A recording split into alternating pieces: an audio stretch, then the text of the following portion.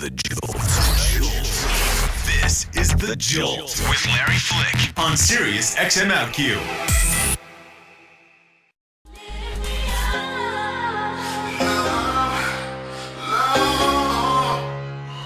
I'm Larry Flick here on SiriusXM with Madonna. Her new album is called Rebel Heart, and an exquisite album. Congratulations. Wow, thank you. It's absolutely extraordinary, and it feels exhilarating yet really soothing at the same time. There's something kind of caressing about the overall tone of the record. And I think because I feel as a man who's been in your music for the entire journey so far, I feel like there's a place for me there. And I don't always feel like there's a place for me in contemporary music. You can find yourself in it. I can find myself in the recognize yourself in the words, in the music. It makes me feel vital, yet it makes me feel like I'm not embarrassing myself by trying to look like a young boy when I'm not. Does that make sense? Yes. When you started assembling the songs, did you have an intention with these? Was there an overriding theme that you were hoping to communicate?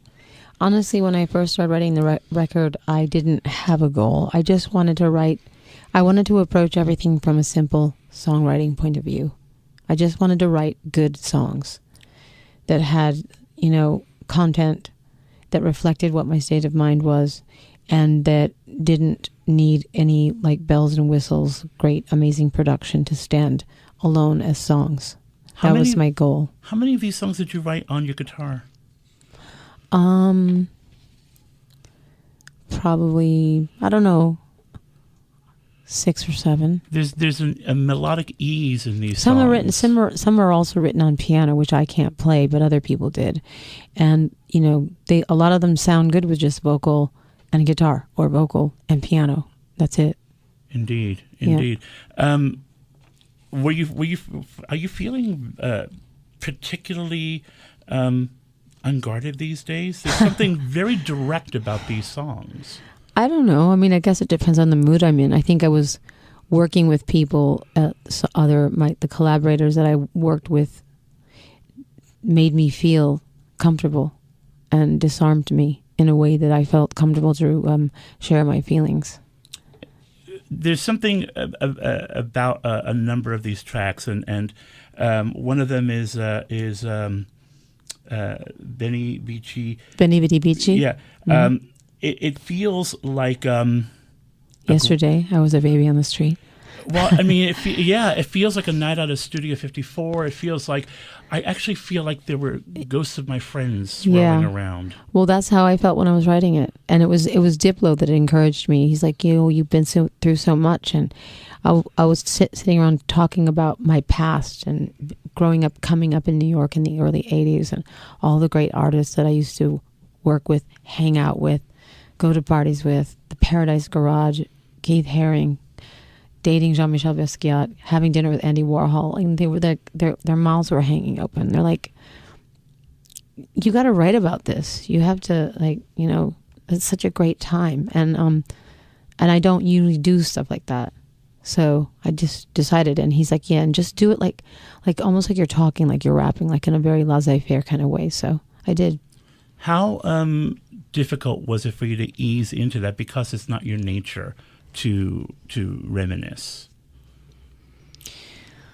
I don't know. You know what? I put myself in a position when I wrote this album that I was just going to be in uncomfortable situations. I worked with a lot of strangers, and I just went with the flow, and I trusted people, and I allowed people to push me into areas that I'm not comfortable with, and I trusted them, and I was like, I would do it, and then I would say, really, that sounds good? Shouldn't I sing it? And they're like, no, just talk it. That sounds good, really. So I trusted them. That's Madonna joining us here on SiriusXM. The album is called Rebel Heart. Was there... am I projecting too much in the transition? Well, yes. But in particularly in the transition from Bitch Madonna into Joan of Arc. It feels very external and then very internal. Well, one's all about bravado, and one's about being vulnerable.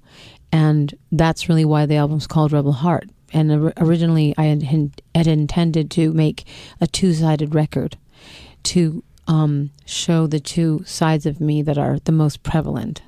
And one of those sides is the rebellious side of me, the provocateur, the troublemaker, the mischief maker, the envelope pusher, so to speak, right?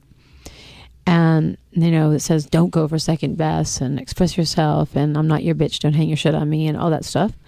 And then there's the romantic me, the vulnerable me. And so I wanted to have two different sides, and all of the songs that were more vulnerable and romantic would be on one and the others would be on the other, like Unapologetic Bitch or Bitch I'm Madonna. And then my record company didn't think that was a good idea. So they kind of all got mixed up in one big soup. So that's why it might seem schizophrenic. See, it doesn't though. It just seems like you take the coin and you flip it over, and then you flip it over again. Well, it's one side of me, and then there's another side of me. I mean, I'm a vulnerable warrior, so to speak. But I think all the greatest warriors are. Indeed. Yeah. So as you found yourself reaching the end of these songs and the depths of my despair, the depths of your despair, did you feel like a victorious warrior? Do you feel like, damn right, I did it? Not exactly. I mean, I'm proud of the record. I was forced to release the record earlier than I wanted to because I had someone hack into my server and steal all my music and leak it before it was supposed to come out. And it kind of catapulted me into having to finish things much sooner, which I wasn't very happy about. But anyway, it came out. I did it. I pushed it. Everybody worked overtime to get it done, and now it's out. So, and I am proud of it. Yeah.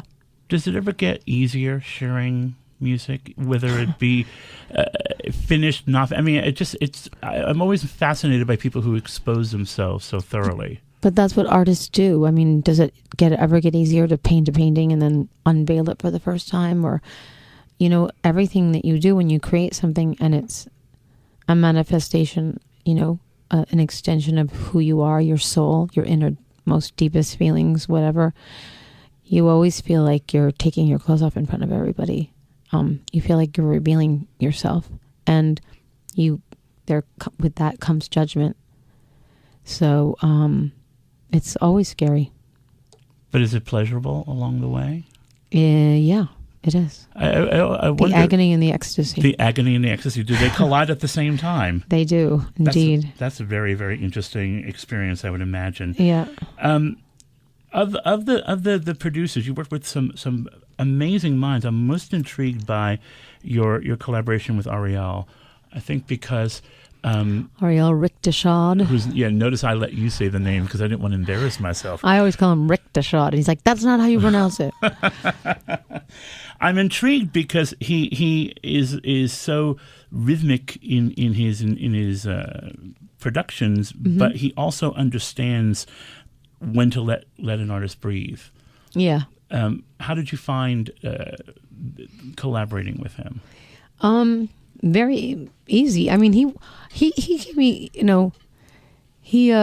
he pushed me, but I think he really respects singers, and he was very supportive. And he actually kept saying the phrase, "Hey, bitch, you're Madonna." Like, I go, "Does that sound good? Is that right? Is that cool? Can I do that?" And he'd be like, "Yeah, you're Madonna." And one day I did a performance. I sang like a song in one take, and he goes, "Oh my God, you sound like just like Madonna." It was a very weird moment. That's got to be out of body for anybody, and it's so funny that someone actually has the balls to say that to you. Yeah, that's pretty neat. Yeah. Well, Madonna, thank you for your time today. Oh, it's my pleasure. It's nice to see you again. Pleasure. It's nice to see you as well. What was that? Your show, the people who listen to your show, you didn't ask one gay-related question? Whoa. We don't need to. We don't need to, because we're human beings and we're connecting to her. That's all right. I apologize. Miss Liz Rosenberg. Yeah. Trust me, because you know what? We're all over this record. especially on the song Rebel Heart. We're right there.